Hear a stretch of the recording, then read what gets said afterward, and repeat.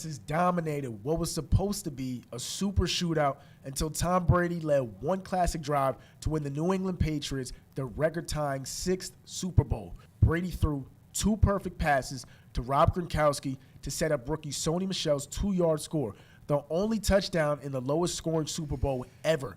That put New England up 10-3. A late field goal clinched the win over the Rams 13-3. In a season in which all sorts of offensive records were set, this Super Bowl rewrote the defensive record book. Connor, Brian, Thomas sitting beside me. What did you guys take out of that Super Bowl win? You're a Patriots fan, so you got to go first. All I can say is I know everyone says defense wins championships, and that was proven during that game. I was hoping for a shootout and also a good game, which I think I got a good game. And I just wanted to see a shootout just like to see how many points they could put up on the board, but I'll take the win. 6th Super Bowl win. Brian, what did you take out of that? Town. Well, first of all, congratulations to New England, 6th Super Bowl. It's absolutely phenomenal. Now they're tied with the Steelers for the most Super Bowls by a franchise ever. One quarterback has 6, which nobody thought would ever happen, but one quarterback has 6 Super Bowls to his name. And he's still going for more. Yeah. He's still going for more. He wants to play till 45. He'll win 7. Can you imagine him I'm not winning sure another how one at much 45? longer he could last, though, because honestly, you never know. Oh, so you think he's fragile? Well, it depends on how bad he gets injured or what part of his body he injures. Did Who you knows? see how many times against the KC Chiefs in the AFC Championship game, how many times he got sacked? Yeah. He wasn't touched. How many times did he get sacked? Was it Well- In one? KC, none. In KC, he didn't get sacked at all. Okay. He had a rough in the passer, but that was it. Unbelievable. Now, A guys, very controversial roughing the passer. It was. That yes, was. I agree. That was. Just- Now, I want to dive into, like, the actual Super Bowl game. Like I just said, it was a defensive bout all throughout the night. It's something that I didn't even expect to see. I honestly watched the Super Bowl to see 2 high-powered offenses go at it. And I know I just told you guys this was a defensive-dominated bout all throughout the night. But I have one important question for the 3 of you. Was this the most boring Super Bowl by far? I don't think so, because a lot of people, as you said, defense wins championships. But, like, a lot of people like to see high-scoring Super Bowls. But I don't really like to see those. I like to see good battles where it's, like, low-scoring games, because then it's, like, you're on the edge of your seat, like, the entire game. Me, as a Patriots fan, I obviously was on the edge of my seat, and because I obviously want to see them prove the haters wrong and all that. So I don't think it was very boring. Yeah, it was low scoring and not a lot of offense, but I liked it. You heard it here. Brian? Well, I'll put it this way. Everyone's always expecting an offensive game, a game where everyone is going to enjoy it. They're going to watch touchdowns get thrown everywhere, field goals missed, made, because that's the history of the Patriots. Every Super Bowl they've won was by a small margin. Right. Except for this one. This one was actually the widest margin, even though it was the lowest scoring ever. They only scored 1 touchdown. That was Sony Michel's touchdown. And yeah. Wow. Total combined points, too. 16, the least in Super Bowl history. Wow. Thomas, what'd you take out of that? Boring? Not boring? It was kind of verging on the boring side, but not fully. I have to say that defense from both sides was pretty good, but the offense of the Rams was freaking bad. Oh. The Rams' offense I thought was terrible. Okay. Because, they were throwing all kinds of balls that they could have made wiser shots on. They decided to throw some long passes and some getting intercepted, even with some short distance passes. It's like, you have guys that are open, or either those guys who are trying to be open are not getting open. Well, that dives into my next question. You said the Rams' offense looked terrible in Super Bowl 53. Yeah. So the question that I have pertaining to your point that you just made, why do you all think the Rams lost? Well, I think the main reason is due mainly to their offense. Okay. Yeah, I kind of want to say you're kind of wrong on that, because, yeah, the offense didn't look good, but they still got, like, long passes. Like, Brandon Cooks got some good passes. They did all they could. It was either – I think the Rams' offense wasn't bad. It's just the Patriots' defense just was overpowering of them. But also, there were instances where the Rams actually could have won and could have had it, but then they give it up right at last minute. Why, though, Brian? Here's what I'm going to bring up, and this is the first point I just want to make. If you watch the first episode we released this semester, I brought up saying that I think what's going to happen towards the end of the game, in crunch time, was that Jared Goff was going to make a crucial mistake, and it was going to cost them the game. And what he happened? did. He kept throwing the long ball, and when he took a shot for the end zone, Gilmore picked it off. and that pretty much ended the game for the Rams. Now, I've been waiting for you guys to make the most obvious point as to why the Rams lost or as to why the Rams lost in terms of one aspect of their game. There were many aspects of their offense in which ultimately had them losing to the Patriots. Todd Gurley, they rarely gave him the ball. Do you guys think he was 100% healthy?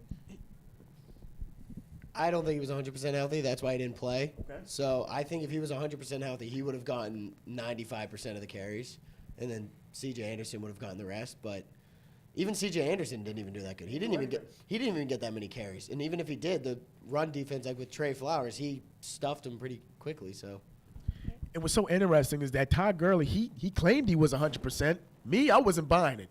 I knew he wasn't 100%. There's no way. Brian, what'd you take out of that? Well, let's just put it this way also. When Gurley was actually on the field in those few snaps he did, he was gaining yardage. He was. He was gaining about like 3 yards a carry. And then they stopped giving it to him. And then they stopped giving it to him. It was like, we understood he had knee discomfort and other issues going on, but that doesn't say, hey, stop playing. You're there to win a championship. You're supposed to be in the game. Put your guy in the game. Put your body on the line. Go. You put your body on the line. That's the whole point of football. You put your body on the line for a contract. That's what and you to signed win. up for.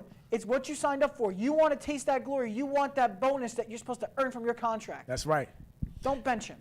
Now, aside from all this, Rams bashing we're doing over here, I don't want to take away from this incredible Super Bowl 53 win that the Patriots were able to come out with. Now, can we call Brady the greatest quarterback of all time?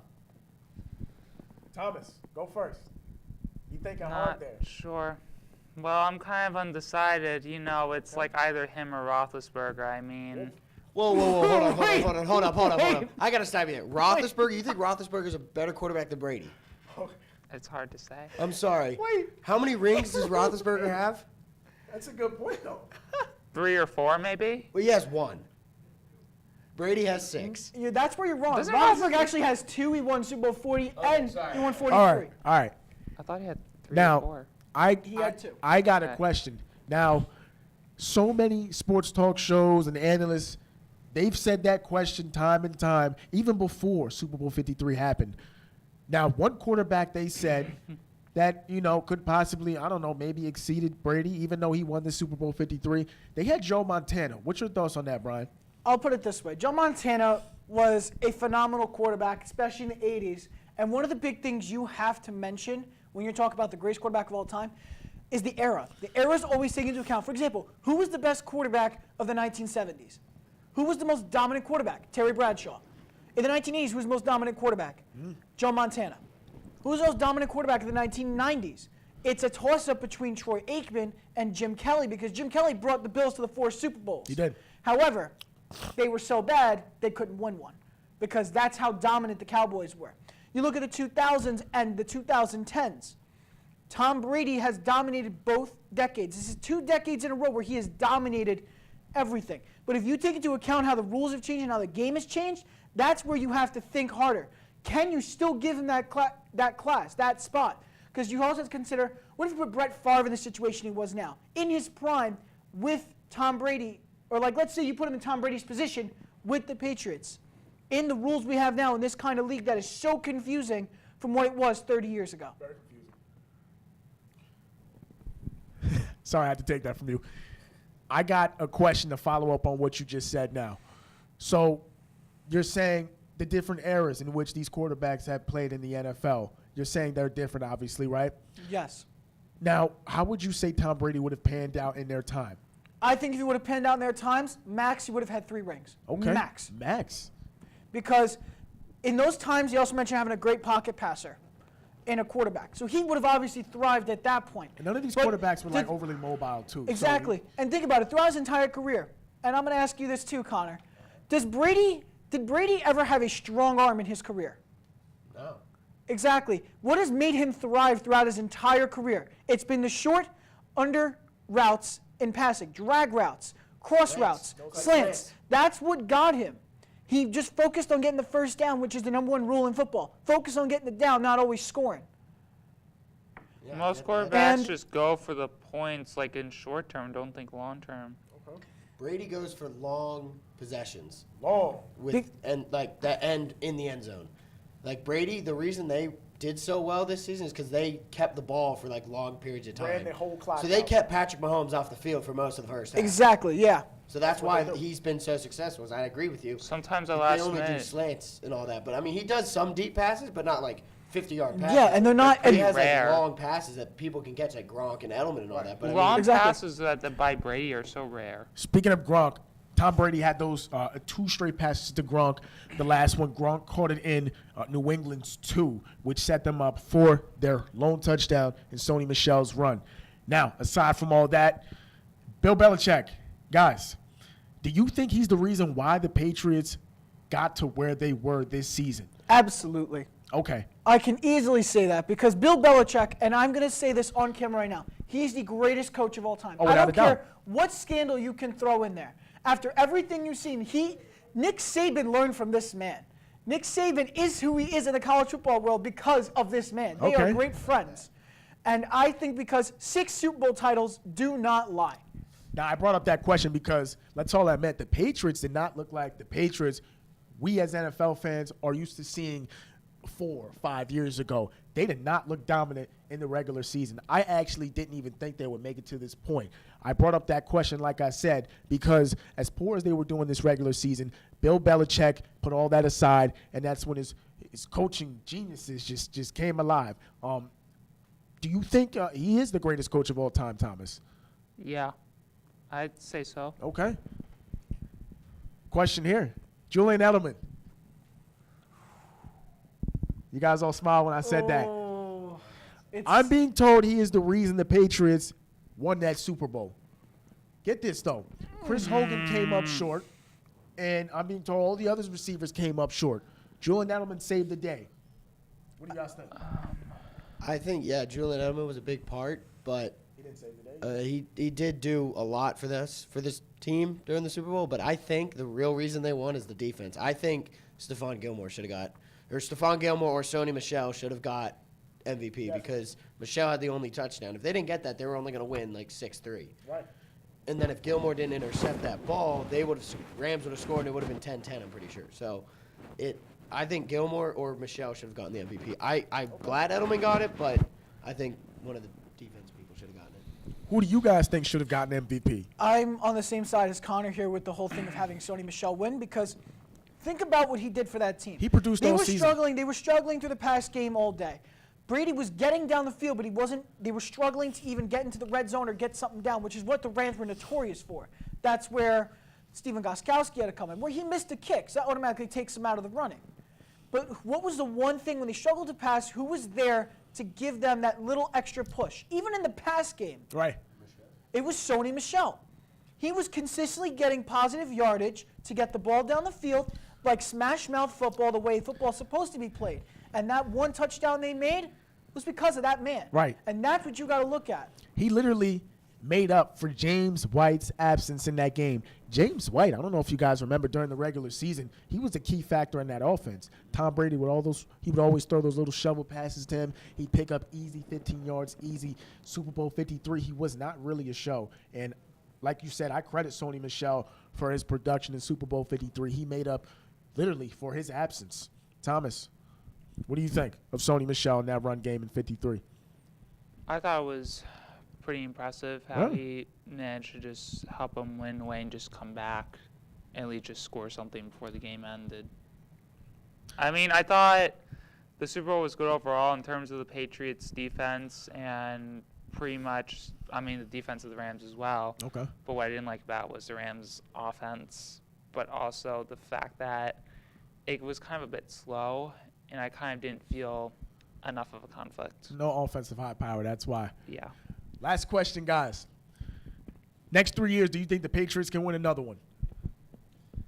I think they got one more in them. I think Brady's got one more in him. Okay. Patriots, I think when Brady retires, Belichick's going to leave too.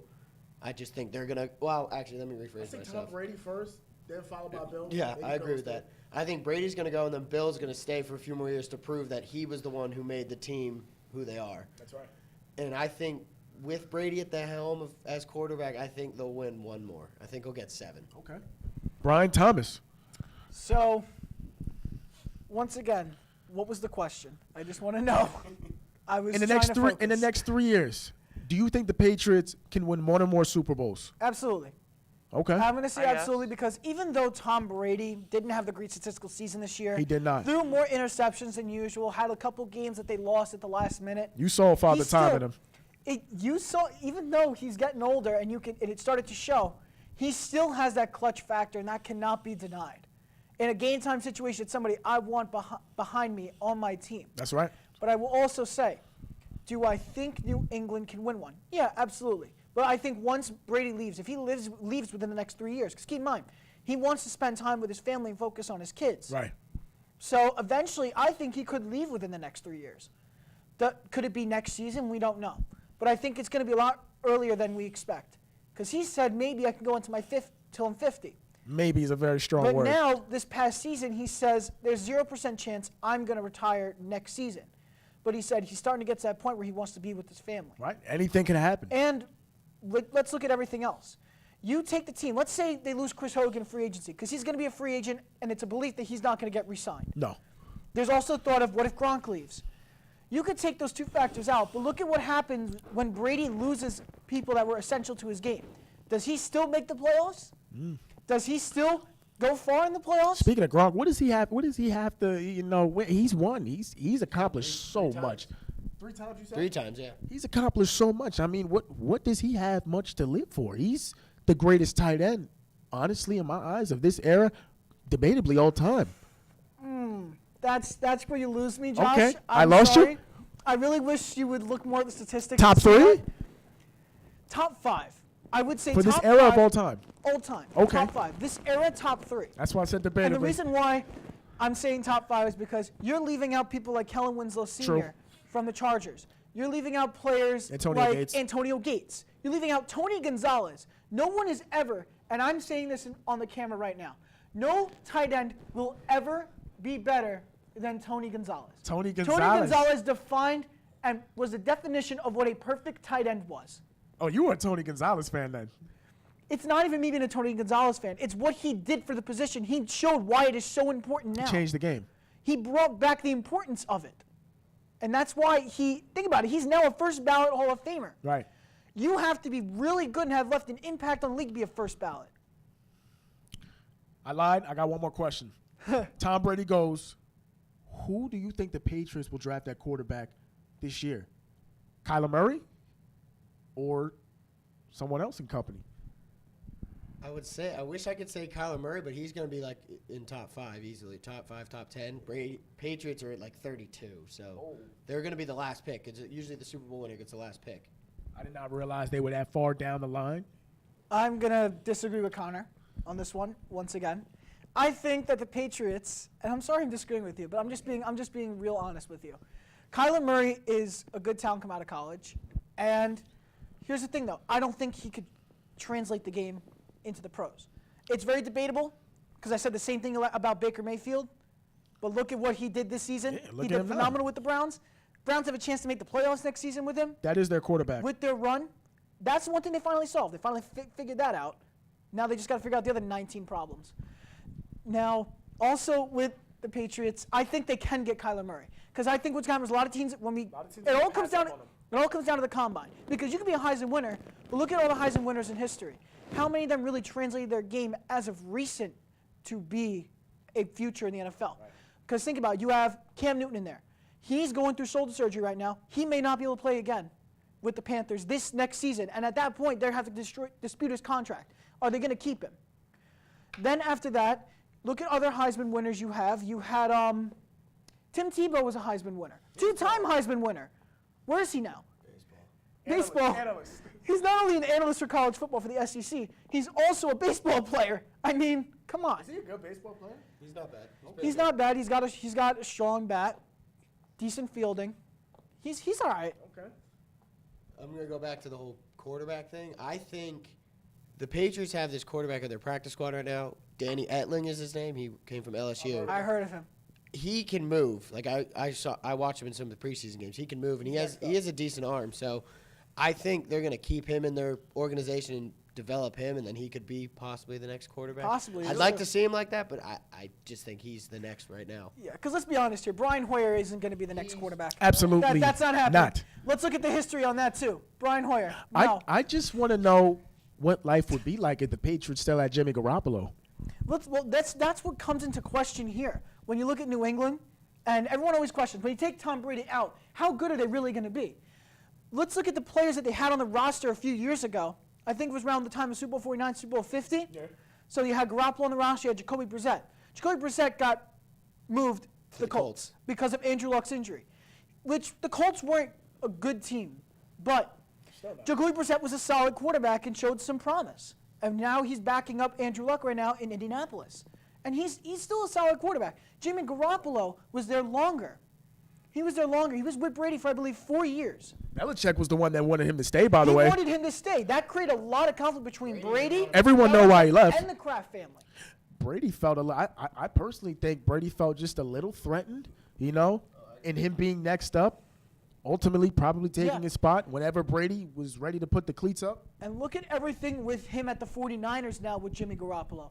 He has shown so much promise. And ever since he got traded there in his first season there, which he didn't play many games because he did get hurt and everything. He didn't throw a single pick for like 7 games. He didn't lose either. Exactly. He was like undefeated as a starter until he got hurt, I think. Unbelievable. Guys, unfortunately, that is all we have for today. I enjoyed that. Josh, your host, Connor, Brian, Thomas. Tune in to SFC Sports Talk next week. We have so much in store for you guys. Like I said, this isn't the last. Stay tuned. Have a good day.